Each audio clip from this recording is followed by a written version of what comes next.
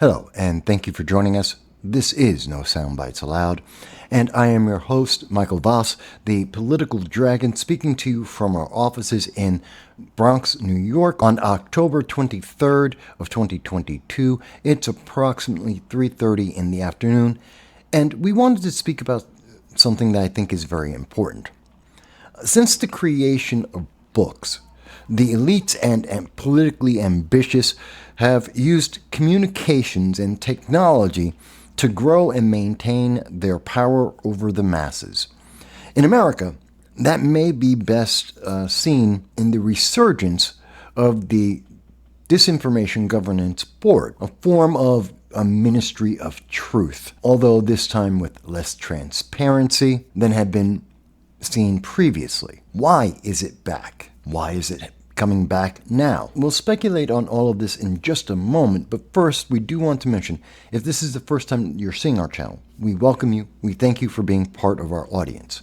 We want you to know that we do long-form political commentary, and of course, every Sunday at 2:30 p.m. Eastern Standard Time, we do a live stream with you.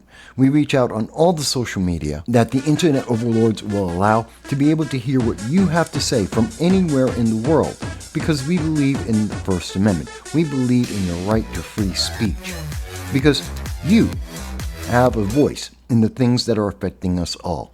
And whether or not your government approves, whether or not the internet overlords approve, we want to hear your voice every Sunday at 2:30 p.m. Eastern Standard Time. So we've posed a very interesting question that the Disinformation Governance Board has returned. Let me clarify that that organization within the United States government isn't back. It was shut down in 2022, as we'll discuss in just a moment, but the core of what it did and does has existed before the Disinformation Governance Board and continues to exist today, in fact, with more emphasis than we have seen in the past. But let's take a step back and understand, how did we get to this point at this time? According to Pew Research, going in October of 2022, we have seen that there has been a remarkable lack of trust in the major mainstream news media. Virtually any outlet, whether you're looking at radio, TV, print, if it is a mainstream news media outlet on a local or national level, the trust of American people have been whittled away overall, more so for those who are under 30. But no matter which demographic, we have seen a substantial decrease in the amount of trust, not just since 2016. As can be seen in this article from 4 days ago, October 19th of 2023, their recent studies by Gallup have shown that the American public's trust and faith in and confidence in the mainstream news media has resulted in an all-time low. At the same time that more people have an overall distrust of the mainstream news media and are disdaining what they are being told. Obviously, traditional outlets of power have relied on mainstream media to convey their message to the public, whether it be on TV, cable news, radio, or print mediums. They have relied on this to get their messaging out so that they are able to influence their supporters, both for elections and for business as well. But that's changing now, mostly because of social media, and more importantly because of the near instantaneous ability to convey information from anywhere in the world to any other location in the world. When people are trying to track down more information about the war between Hamas and Israel, the genocide of Hamas being pushed by the global leader of terror in the world, Iran, well, they can actually access not just the news media of Israel, but they can go to the actual video, live feeds, live streams from individuals in Israel, in Gaza, around the world. It's instantaneous to let us know what is actually happening, even as our mainstream news media try to whittle down this information into somewhere between 30 seconds and a minute and a half for the nightly news, and try to push an agenda, a very specific political ideology and messaging to the American people. And this is happening around the world. We see this in Germany and France and the United Kingdom, even in closed systems like North Korea and China.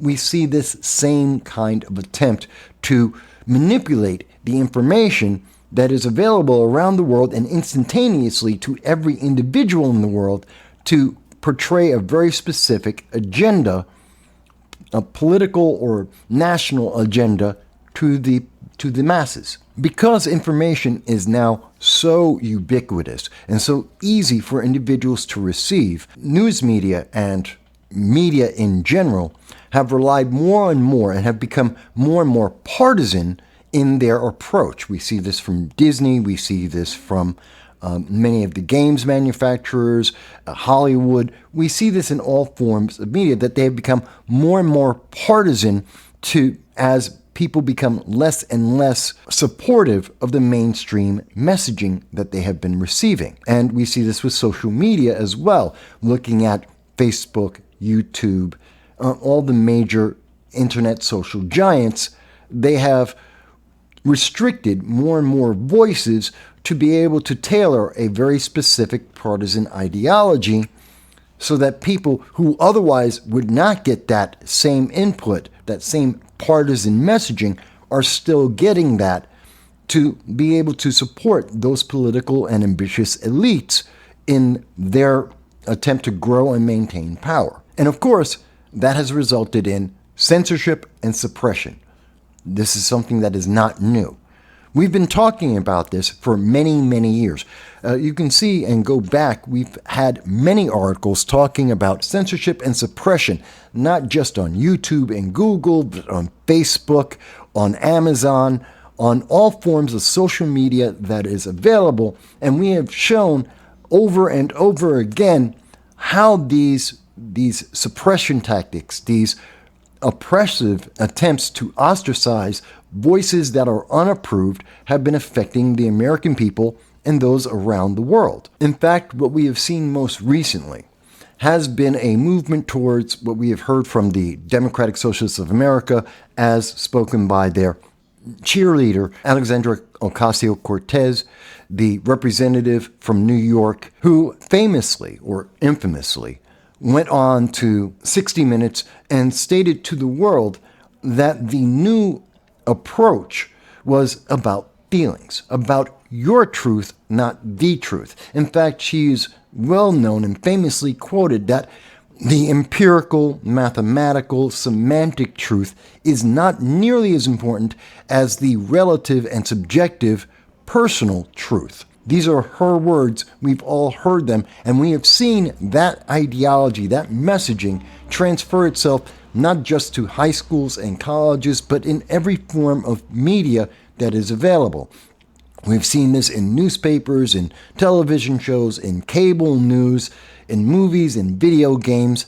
It is omnipresent at this point. But we would suggest that now it is at a point that it cannot be disguised. It cannot be hidden from the American people or the people of the world. At this point, we've seen that under the Biden-Harris administration, we have gone from what the Obama administration would say in that certain news media weren't legitimate news media, to the point that now the Biden administration looks at all news media, all forms of media, as something that must be censored, something that must be tailored to promote their political partisan agenda. We've seen this even in 2021, where we found out that reporters in the White House poll, speaking directly to the White House, trying to inform the public to whatever degree, have to get approval from the White House to be able to tell the American people and to tell the world what is going on in what is supposed to be the most transparent government in the world, the most free and open discussion of government in the world. That should trouble everyone, regardless of your political ideology. But as we showed you in the polling that we have seen both by Pew Research and Gallup, the effect was that more and more people had less and less trust in our government because they had the ability to contact individuals halfway around the world and to find out directly through video, live stream, through conversations, what truly was happening, to get more and more information, to be able to access not just local news media, but international news media, credible news media, and to get more insight, whether that's about a regional war, whether that's about economic impact, trade deals, political ideology. Thus, to supplement itself, we have seen the Biden-Harris administration take an action that we have not seen before. They created a Disinformation Governance Board, an organization whose only goal was to censor the public, to suppress free speech, something that has never been seen in this manner in the United States. Not to say that the United States government has never gone out to try and suppress or restrict freedom of speech. We know that they have done so on various issues, but never so much so where it was blatantly and directly stated that the White House, the administration of the United States, would go out and actively tell news media and social media exactly what can and cannot be said, what is the approved message, the approved statements and thoughts that the American people could have. But that was the goal of the Disinformation Governance Board. Under the guise of protecting people, its goal was to actually curb what could be spoken about and how it could be spoken about. Of course, the backlash against this was both immediate and huge on a national and international level, because as the bastion of freedom of speech, the home of the First Amendment, this was seen as going too far, that the government had no place trying to suppress or to cause to be suppressed the voices of American citizens. It was a violation of our Constitution, our God-given rights. It was a step too far. It was absolutely authoritarian. And rightly, both left and right and center, Americans of every type of political ideology gathered together and said, no, this was unacceptable. And so we saw initially the Disinformation Governance Board was paused and then ended. But it wasn't long after that we found out that the Disinformation Governance Board had long been taking actions well beyond what they declared were their powers and had already been influencing modern news media and social media and the interactions of the public. We learned that the White House and the Biden-Harris administration had already been actively interfering with the ability of Americans, whether on social media or other platforms, to be able to speak with each other, to have open and honest conversations about whatever they thought about our government, our economy, and the state of the world. Yet even though the Disinformation Governance Board no longer exists, the impact or the attempt to try and control the message, the approved commentary, did not end. We have seen even in 2023, at this point, the Biden administration continues to try to shape the way that news media are able to inform the public, and in doing so, they have done a disservice to the public. It has created an atmosphere that is more and more partisan, less and less free in our discussions and our ability to understand what is affecting us as a nation and as individuals. Which brings us to what happened just this last Friday. The Supreme Court overturned a ruling by a lower court that had attempted to stop the Biden-Harris administration in September, to stop them from colluding with news media and social media in trying to shape the way Americans think and speak, to prevent the abuse of the First Amendment. The Supreme Court, while still considering the case and have not made a final decision, have lifted the ban, reawakening the White House's ambition and efforts to try and corral the public's knowledge and feelings about our government and the world as it stands. The result of this was almost instantaneous. We have already seen that YouTube, at the same time last week, immediately came out with a new program, a new effort in terms of, again, disinformation or misinformation protection, and have decided that only approved sources, only approved news media outlets would be the focal point of their platform, that they would editorially diminish and suppress the voices that were not approved by the Biden-Harris administration or any other partisan organization, that they would suppress all other voices and to push the approved messaging, something that we would expect to hear from China or North Korea, Cuba or Venezuela, systems where the people do not have the opportunity to speak and to share their views or to be fully informed about what is happening in their government and the world. So that's just a short overview of the last 5 years of what we have seen since 1973. A lack of trust and faith in our news media, as our news media become more and more partisan, more and more divisive, more and more political in the news that is reported or not reported, that we have seen more and more individuals have been pressured to accept the government line, the approved messaging, the approved statements about our life, our world, our individual status within that. But to be fair, it's not just YouTube and its parent company, Google, that have jumped back on the bandwagon to suppress and censor speech.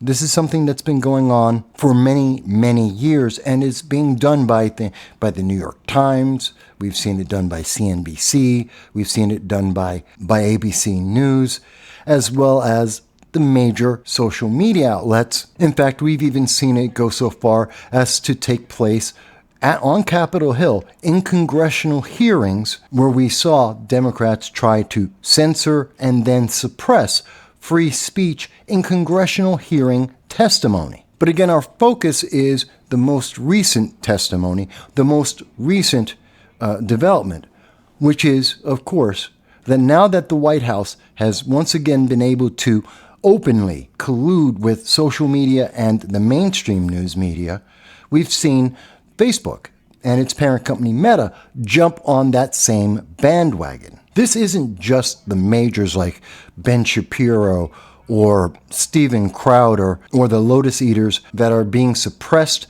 and targeted. No, it's happening to even individuals when we see, as in this case on Sunday, where Meta, Facebook, decided to arbitrarily make a claim. There is no substance to it.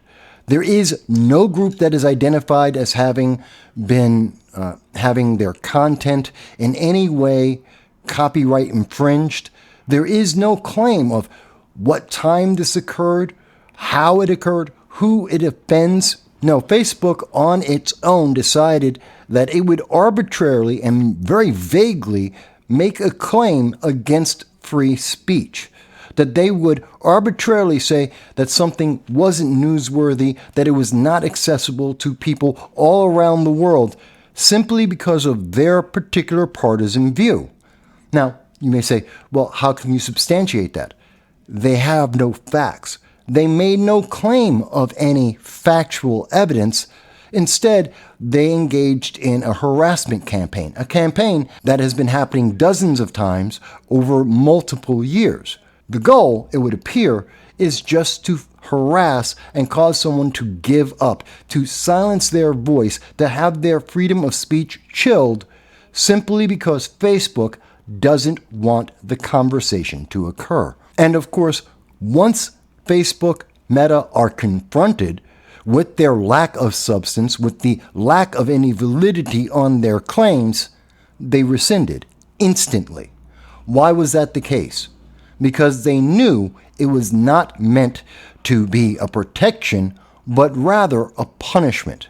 And they did this mere days after the White House regained the opportunity to try and suppress speech across the internet as well as news media. So at this point, I think we've made the case clear that there is a history, an ongoing history of suppression and censorship from both social media and the mainstream media, and it has negatively impacted the public. It's negatively impacted them in denying them information to make decisions the way elections have taken place. It has negatively impacted our economy, and therefore it has affected the world as well as a consequence. So we believe we've shown what is happening, that in whatever form, whatever name, the Disinformation Governance Board, censorship and suppression coming based on partisan ideology is a reality, and it is happening.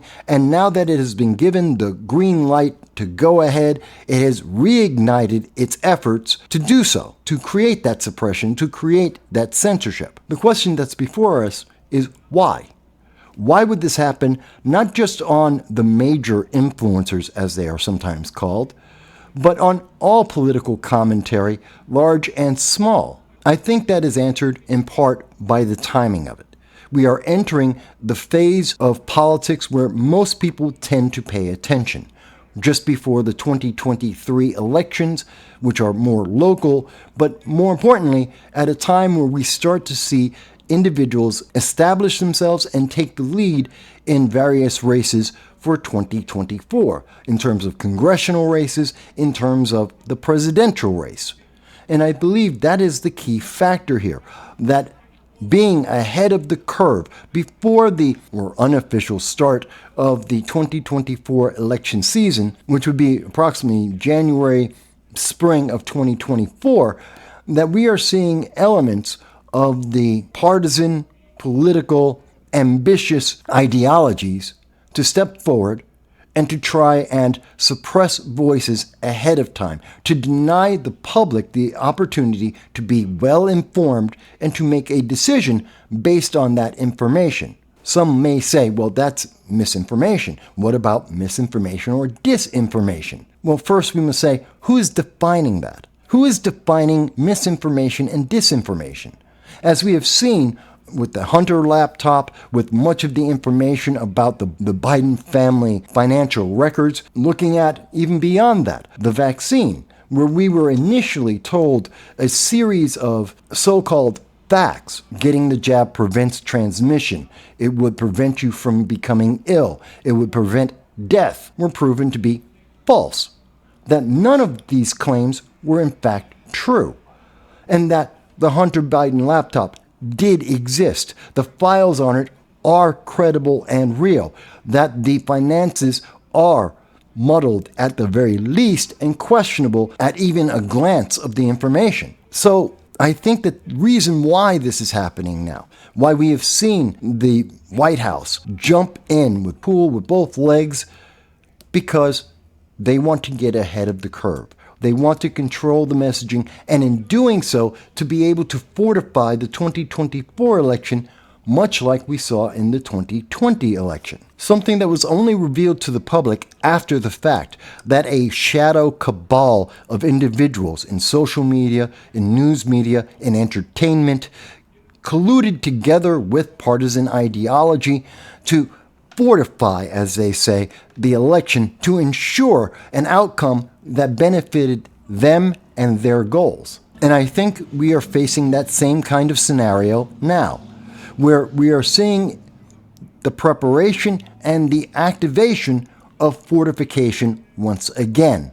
That a collusion of the White House, partisan ideals and organizations are meeting up with businesses, social media, entertainment, news media to control the conversation that the public is allowed to have.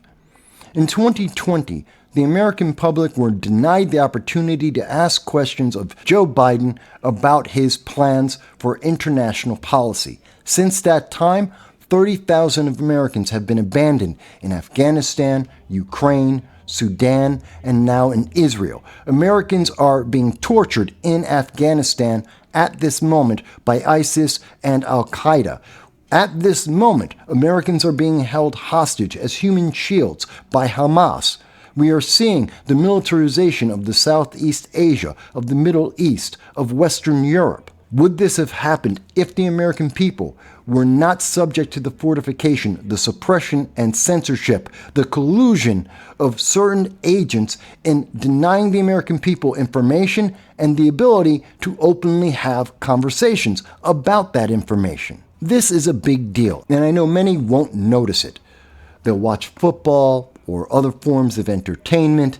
They'll talk about TV shows and video games, and this will not be preeminent on their list of concerns. In fact, looking at the economy, looking at illegal immigration, crime, and the status of the world at this moment, there are many concerns people will point to and say that is far more preeminent. But I believe censorship and suppression is preeminent alongside all of those other concerns. Because if we are not allowed to know the scope of the problems, the depth of the problems, and to have conversations about solutions and resolution of those problems, then those problems will only grow and become worse. This isn't about the censorship and suppression of this channel individually. It is only part of a larger puzzle, a larger scheme, apparently, to suppress you, the audience, to suppress not just Americans, but everyone around the globe, and to deny them the opportunity to have the conversations that are absolutely necessary, in our opinion. Facebook will not succeed in their frivolous attempts to try to chill our free speech and to silence us because of harassment. We will not allow that to happen. Nor are we swayed by YouTube emphasizing the approved messaging that they believe will allow a fortification of the 2024 election. This isn't a conspiracy theory. This isn't simply conjecture on our part. This is factual information that we have provided to you. We have sourced this out over many, many years with many, many examples, even the most recent ones happening just a day ago. We believe that this is something we must pay attention to. You are being actively suppressed. Your voice, your thoughts, your ability to make change is being censored. Doesn't matter if you're on the left or the right, libertarian or Green Party. It doesn't matter what your ideology is, because whatever it is not being heard to the fullest extent that it could be, nor is it being given the information vital to have those conversations. Ultimately, we believe that the goal of this censorship and suppression has only one outcome: to transform America, much like Obama had promised to do, into a less free nation, one that is far more authoritarian, perhaps even more socialist or communist in its nature. You may disagree with that outcome, but I don't believe you can disagree that our voices are becoming harder and harder to be heard. That isn't an accident. It is something that is being done consciously and purposefully with a goal at the end. That goal benefits no one, at least not in our opinion. We ask you, have you suffered some of this suppression, some of this censorship, whether you're on the left or the right? Have you had your voice denied and been ostracized for trying to speak up about issues you feel are important? If you have, please like and share this video and let your voice be heard. Speak up on your platforms. Speak up through whomever you follow on YouTube, on Facebook, on Twitter, on all the social media that you use. Do not go silently into the dark and into the suppression and censorship that some would like to put upon us. We hope that we've made our case, and we hope that you found this to be interesting, informative, educational, and or entertaining. And we hope that you will join us every Sunday at 2:30 p.m. Eastern Standard Time for our live stream every Sunday. We thank you, and we look forward to seeing you again soon. This is No Soundbites Allowed, and I am your host, Michael Voss, Dragon of the Southern Tier. I'm happy to be here with you today. Eric Holder, the Attorney General of the United States, admitted he has not read the Arizona immigration law. I know it is a difficult task to stand up in front of our peers and say to Congress and say that Congress has failed to listen to voters. You here at CPAC said yes to President Donald Trump in 2016, and I know you're going to say yes to... She was very aware that she had the flag in her hands and that the flag was dragging on the ground. That is an intentional action. She knows what she is doing. She then drops the flag. Understand the logic, and we see this in social media on a regular basis, and it's something that Newsweek decided not to tell you about. Representative Sheila Jackson Lee, a representative in Congress who is writing laws to deny American citizens their rights, has no idea what she's talking about. And they are against the vaccine mandate. Yeah, absolutely. Now, you support that? Last time I checked, there were not a lot of planes crashing into each other at airports, right? You can meet a very, very stringent accuracy rate when it's important, when it matters, like in federal elections. The quote from Joe Biden where he is admitting that he is willing to lie to the American people.